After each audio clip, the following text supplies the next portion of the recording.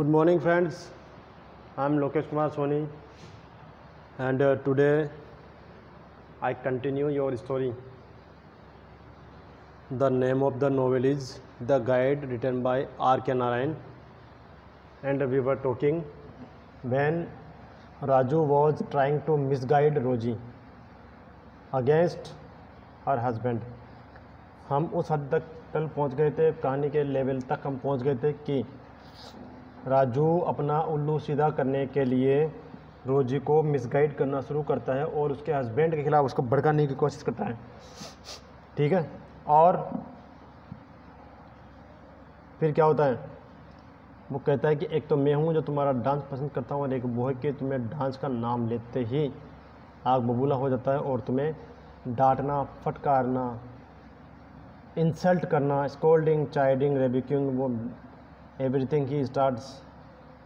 ठीक है, फिर क्या होता है, राजू तो बस अपने जो लक्ष्य था, उसका एम था कि रोजी को पाना है, तो उसको पाने के लिए हर टाइम सोचता रहता है कि कैसे मैं क्या करूं, कैसे मैं क्या करूं, कैसे मैं रोजी को पाऊं, किसको मैं रास्ते से हटाऊं। ठीक है, फिर उसके बाद क्या होता है, इसी घटना की वजह से क्या होता है कि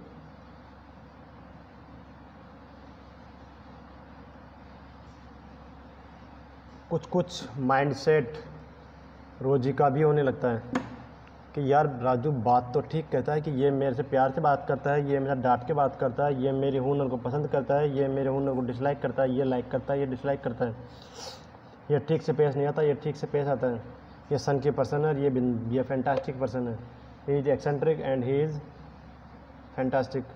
तो फिर क्यों मैं इस पप्पू के चक्कर में पड़ी रहूँ फालतू में, क्यों ना मैं राजू का हाथ थाम लूँ और अपना करियर बनाऊँ। ठीक है, तो इस तरह से वो बगावत कर देती है, या समझ लो आपको झगड़ा कर बैठती है किससे, मार्को से, कि नहीं चल हट, ये डांस वांस मैं नहीं छोड़ने वाली, चाहे तेरे को छोड़ दूँ, डांस नहीं छोड़ूँ। मार्को का गुस्सा कि चल निकल यहाँ से, निकल ले पतली गली से यहाँ से, और आइंदा बाद कदम मत रखना इधर मेरे घर में, आज ही मैं तेरा त्याग करता हूँ। I leave you, just get lost from here and live your life how ever you like, जैसे आप चाहो ज़िंदगी जियो, यहाँ से निकलो and leave me alone, I am happy with my life. Okay, फिर क्या होता है कि रोजी दुख पाकर, परेशान होकर, हताश होकर राजू के घर जाती है और राजू को सब कुछ बताती है कि मैं सब कुछ छोड़ करके तुम्हारे लिए तुम्हारे घर आ गई हूँ, मैं अपने पति से भी लड़के आ गई हूँ, और पति ने भी कह दिया कि भैया निकल जा, तो पति ने मुझे घर से निकाल दिया और मैं घर से निकली हूँ सिर्फ़ और सिर्फ तुम्हारे लिए। अब तुम ही हो जो ज़िंदगी दे सकते हो, अदरवाइज़ ज़िंदगी से बाइकआउट तो मैं की जा चुकी हूँ मेरे पति के द्वारा। ठीक है, अब जो ही आती है तो उसकी, राजू की जो माँ घर में रह रही थी, वो उस चीज़ को कतई पसंद नहीं करती है, लेकिन राजू भी उसके प्यार में इतना पागल था कि घर में उसने क्लियर डिक्लेरेशन कर दिया, बिल्कुल तुगलकी फरमान जारी कर दिया कि जिस किसी को भी दिक्कत हो अपनी आंखें बंद कर ले, जिस किसी को रोजी पसंद नहीं हो आंखें बंद कर ले, उसकी आवाज़ पसंद नहीं हो अपने कान बंद कर ले, लेकिन रोजी यहीं रहेगी, जिसको यहाँ रहना है रहो, नहीं रहना है तो मत रहो, नो प्रॉब्लम, लेकिन रोजी तो अब यहीं रहने वाली है। ठीक है, फिर उसके बाद क्या होता है, जब रोजी उसके घर रहने लग जाती है तो उनकी रिलेशनशिप को उसकी माँ, उसके पड़ोस वाले कोई भी पसंद नहीं करते हैं, पसंद कोई नहीं करते, सब क्रिटिसाइज़ करते हैं कि देखो ये अवैध लड़की को यहाँ रख रहा है और किसी दूसरे की पत्नी को छीन करके उसका घर बिगाड़ के रंगरेलिया मना रहा है, दुष्ट। ठीक है, लेकिन उस चीज़ से राजू बिल्कुल अनअवेयर था कि दिलराजी की दुनिया। ठीक है, मैं खुश हूँ, रोजी खुश है, जमाना जाए भाड़ में, हम तो अपनी ज़िंदगी जिएंगे। और रोजी को और ज़्यादा थोड़ा इम्प्रेस करने के लिए वो कहता है कि अब देखो मैं आगे आगे करता हूँ क्या, मैं तुम्हें कहाँ से कहाँ पहुँचा देता हूँ, मैं तुम्हारा करियर इतना ब्राइट बना दूंगा कि तुम ज़िंदगी भर सोचती रह जाओगी कि मैं भी कहाँ उस पागल के साथ थी और कहाँ इस आर्टिस्ट के साथ आ गई हूँ, ठीक है। और मैं तुम्हें एक बिल्कुल शाइनिंग एमर्जिंग स्टार बना के छोड़ दूंगा, ये मेरा वादा रहा तुमसे बिल्कुल एकदम, ठीक है। और राजू की माँ, जैसा कि मैं आपको बता चुका, माँ भी पसंद नहीं करती थी, पड़ोस वाले पसंद नहीं करते थे, गांव वाले पसंद नहीं करते थे, लोग बाग आपस में बातें करते रहते थे कि यार कहाँ ये क्या मतलब क्या हो रहा है सब कुछ। और सब उससे कुछ आप ये कह सकते हैं कि सब उससे नाराज़ भी थे इस चीज़ को लेकर। और राजू तो बस रोजी राजू रोजी राजू, राजू में रोजी, रोजी में राजू, रोजी में राजू, राजू में रोजी। तो उसने दुकान उकान सब गई भाड़ में, दुकान उकान अंतोगतवा उसकी हालत ये हो गई कि इतना लॉस उसके लग गया दुकान में कि उसको फाइनली अपने शॉप को क्लोज़ करना पड़ा, दुकान बंद करनी पड़ी, उसके कर्जा माथे कर लिया उसने काफ़ी ज़्यादा, ठीक है। और कोर्ट के द्वारा भी उसको डांट फटकार लगाई गई, जब उस कर्जदारों ने उससे पैसे मांगे तो कुछ केस वेस कर दिया होगा, तो वहाँ से भी कुछ उसको डांट फटकार मिली। लेकिन he never cared for all these things and he continued with Raju, and one day Roji became a famous dancer। रोजी एक फेमस डांसर बन गई। रोजी को राजू गाइड करता रहता था, राजू गाइड करता, रोजी डांस करती, और रोजी के डांस के पैसों से राजू भी मौज लेता। राजू ने भी सोचा कि इसका नाम भी रोजी है और मेरे लिए काम भी रोजी कमाने का ही कर रही है, ये अच्छा जुगाड़ात लगा अपने, ठीक है। और तो बस यही चलता रहता आराम से, अलग अलग कई जगह से उसके बुकिंग्स आती है, वो डांस करने जाती है, वो गाइड करता, और पैसे जो डांस करती है रोजी, पैसे लेता राजू। सोची समझी साजिश थी ना पहले से ही, चालाक था, शाना तो था ही सही पहले से, इसको ले लिया जाल में। और वह डांस वांस कर के वापस घर पे आ जाते हैं, दोनों एक ही जगह रहते हैं। तो उससे क्या हुआ कि माँ की तो पार पड़ी नहीं राजू को मनाने के लिए कि भाई राजू मान जा, इस लड़की को छोड़ दे, ठीक है। अगले ने नहीं मानी कि माँ मैं तेरे को छोड़ सकता हूँ, इसको नहीं छोड़ सकता, ठीक है। कलयुग की संतान थी बिल्कुल एकदम पक्की वाली। फिर क्या हुआ, जब राजू की माँ की पार नहीं पड़ती है तो राजू की माँ अपने भाई को बुला लेती है, मतलब राजू के मामा जी को। फिर राजू के मामा जी आके उनको समझाते हैं राजू को कि Raju it's not fair, whatever you are doing is wrong, कि जो कुछ भी तुम कर रहे हो ये बिल्कुल सरासर गलत है। राजू ने कहा मामा जी मेरी लाइफ पर मैं मेरे जैसे जीऊँ, मैं आपके लाइफ में कभी इंटरफेयर नहीं करता, तो फिर आप क्यों। राजू के मामा गुस्से हो गए, उन्होंने उनको डराया धमकाया, साम दाम दंड भेद हर नीति का इस्तेमाल करने की कोशिश की, but all was in vain, सब कुछ बेकार रहा। और अंतोगतवा राजू की माँ को ही हार मानकर राजू की मामा जी के साथ मामा के घर जाना पड़ा, मतलब राजू की माँ ने अपना घर छोड़ दिया और अपने पीहर चली गई अपने भाई के साथ, ठीक है। फिर क्या होता है कि जब रोजी एक फेमस डांसर बन जाती है तो राजू उसको गाइड करके कहता है कि अब तुम्हें अपना नाम चेंज कर लेना चाहिए, पहले तुम्हारा नाम था रोजी, अब तुम्हारा नाम होगा मिस नलिनी, ठीक है, नलिनी तुम्हारा नाम होगा। और उन्होंने जो है इतना पैसा कमाया कि पहले तो रहते थे किराए के घर में, और अब उन्होंने अपना पर्सनली एक बहुत अच्छा बड़ा वाला बंगला ख़रीद लिया खुद के लिए, ठीक है।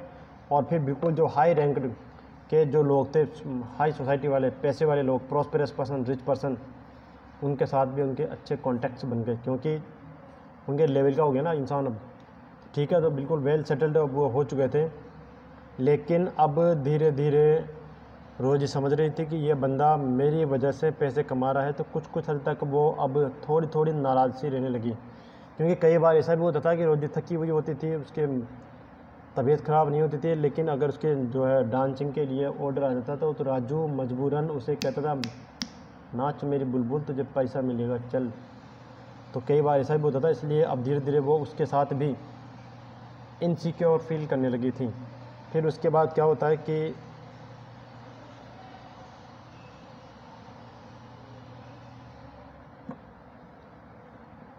अब राजू सोचता है कि कैसे मैं पैसा और पैसा और पैसा और पैसा बनाऊं, ठीक है। फिर एक दिन होता क्या है कि राजू का जो सेक्रेटरी है, वो मनी सेक्रेटरी जो है, वो एक किताब लेकर आता है जो कि मार्को के द्वारा लिखी गई है। ठीक है, मार्को के द्वारा लिखी गई किताब थी। उसके अंदर उसने बताया था कि किस प्रकार से राजू ने उन दोनों पति पत्नियों को गाइड किया। मतलब राजू की इमेज अभी भी मार्को के नज़र में अच्छी थी, क्योंकि उसको पता नहीं था कि यही वो कलेश की जड़ है जिसकी वजह से मेरा घर बिगड़ा है। ठीक है, इसी ने जो है मेरी पत्नी पे डोरा डाल के मेरे घर को बिगाड़ा, इसी की वजह से झगड़ा करके यहाँ पे आई। उसके नज़र में तो अभी वही थे संत महाराज। ठीक है, तो उसकी तारीफ़ में वो किताब लिखी। और जब इस किताब के बारे में राजू ने सोचा कि अगर मैं इस किताब के बारे में, इस बुक के बारे में जो कि पब्लिश की गई है, मार्को के द्वारा लिखी गई है, इस किताब के बारे में अगर मैं रोजी को बताता हूँ तो हो सकता है कि वो शायद खुश हो जाए और उसका मार्को का इंप्रेशन वापस से उसके ऊपर अच्छा पड़ जाए। हो सकता है कि ये मुझे छोड़ करके चले जाए और मेरी रोजी रोटी भी छिन जाए। तो उसने नहीं बताया। लेकिन हुआ क्या कि बाय चांस वो जो बंदा आया था पैसे लेके, मनी सेक्रेटरी राजू का, उसने जो है रोजी को भी बता दिया कि तुम्हारे पति ने एक किताब लिखी है, उसके बारे में ऐसा ऐसा ऐसा कुछ है। मतलब सारी डिटेल उसने बता दी उसको। और वो बहुत खुश हुई इस चीज़ से कि देखो मेरे पति की किताब लिखी, कितना इंटेलिजेंट है और ये कितना पागल है ये। ठीक है, फिर क्या होता है, राजू इस चीज़ से थोड़ा नाराज़ हो जाता है कि क्यों बताई भाई तूने उसको, मेरे से पूछना था ना पहले एक बार, वो मेरी पत्नी है। अब तू मेरा सेक्रेटरी, तो खुद ही पटेल बन रहा है बीच में, तो खुद ना बता के पहले मुझसे पूछता कि मैडम को बताना है कि नहीं बताना। ठीक है, तो ऐसा कुछ घटना हो गई। फिर उसके बाद कुछ दिनों बाद में क्या होता है कि राजू के पास एक लेटर आता है कोर्ट से। ठीक है, एक लेटर आता है और लेटर में लिखा हुआ होता है कि एक ज्वेलरी का आपका जॉइंट अकाउंट है, उसके तहत हम आपको एक ज्वेलरी का बॉक्स देना चाहते हैं जो कि आपकी ज्वेलरी है, हमारे पास अमानता रखी हुई है, लेकिन कोर्ट से अब वो छूटेगी, जॉइंट अकाउंट है। तो पहले आप अपने सिग्नेचर भेज दीजिए, मिस रोजी आप अपने सिग्नेचर भेज दीजिए, फिर हम इसी को आगे प्रोसीड करेंगे और इस ज्वेलरी का बॉक्स आपको दिया जाएगा। तो राजू के मन में फिर लालच जाग गया। अगर ज्वेलरी बॉक्स के बारे में अगर मैं इसको बताता हूँ तो फिर ये सोचेगी कि इसने तो मुझे कभी दिलाई नहीं, अब मेरा पति मुझे जो दिलाया था वही रखा हुआ है, वही उसी के द्वारा दिलाई हुई ज्वेलरी मेरे पास आ रही है। हो सकता है फिर से एक नया चांस कि मार्को के प्रति उसका प्रेम वापस से जाग जाए। तो उसने रोजी को बताना उचित नहीं समझा और रोजी के फ्रॉड सिग्नेचर करके उस लेटर को कैरी फॉरवर्ड कर दिया। ठीक, फिर उसके बाद क्या होता है,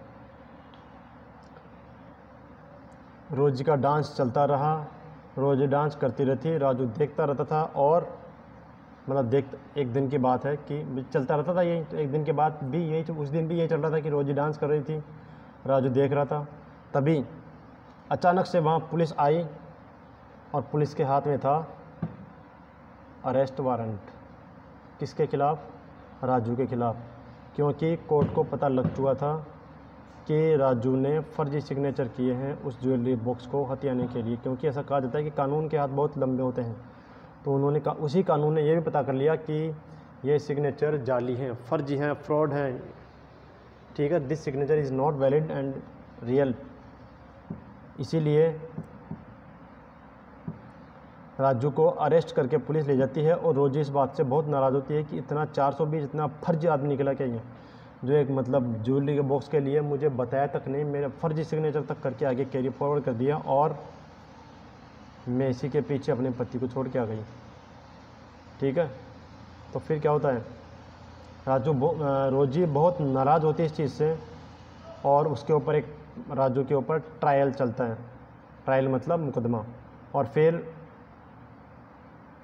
रोजी नाराज़ इतनी हो जाती है उससे फिर कि रोजी कहती है कि भाई क्यों किया तूने ये सब कुछ। राजू कहता है कि कुछ कर्ज था मेरे ऊपर, दुकान मेरी बंद हो गई थी तो मेरे लॉस भी लगा था, मैंने कर्जा भी लिया था, तो केवल और केवल मैंने उस कर्जे को उतारने के लिए ही ऐसा किया था, बाकी मेरा और ऐसा कोई मकसद नहीं था। मैं तुमसे प्यार करता हूँ, तुम्हारी ज्वेलरी से नहीं। फिर भी उसने बतियाने की कोशिश की। तो उसने कहा कि और मैंने ये सब कुछ किया था सिर्फ़ और सिर्फ कर्ज़ चुकाने के लिए। तो उसने कहा कि कर्ज़ तो मैं तुम्हारा चुका सकती हूँ और चुका भी दूँगी, लेकिन अब मैं तुम्हारे साथ नहीं रह सकती। I am sorry and I am leaving you now. तुम जाओ जेल, मैं जाऊँ अपने रास्ते। इस प्रकार से राजू को ट्रायल के दौरान 2 साल की जेल हो जाती है, जहाँ पर वो बिल्कुल बहुत ही शांति से और नियमितता से बिल्कुल रेगुलर लाइफ अपनी वो जीता है। ठीक है, अपनी रेगुलर लाइफ जीता है वो। और फिर उसके बाद क्या होता है,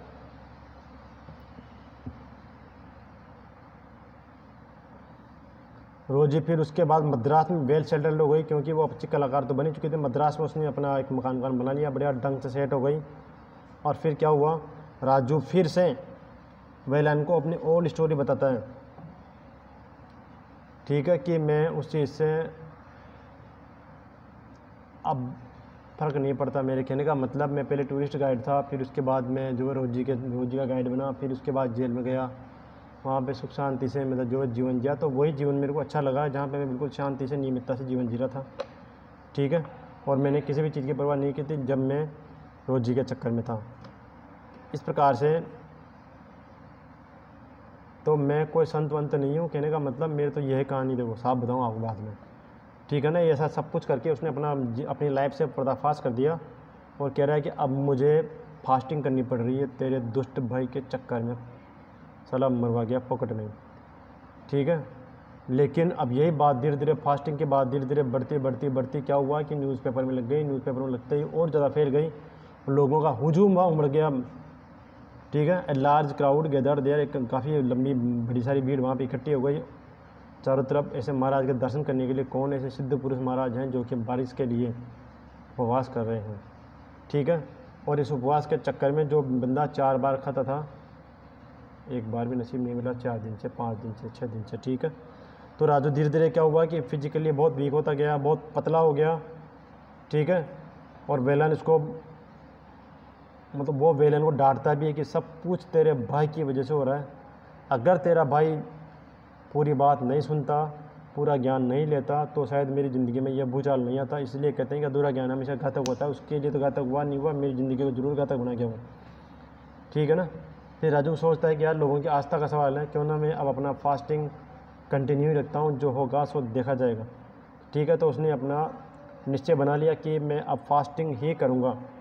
फिर राजू की हालत और ज़्यादा बिगड़ती जाती है और डॉक्टर्स वहाँ आते हैं, उसके मेडिकल चेकअप करते हैं और कहते हैं कि राजू को एडवाइस करते हैं कि भाई अब तुम्हारा व्रत टूटने का समय हो चुका है, बारिश हो या न हो, लेकिन तुम मर सकते हो, तो अब तुम अपना व्रत को तोड़ दो।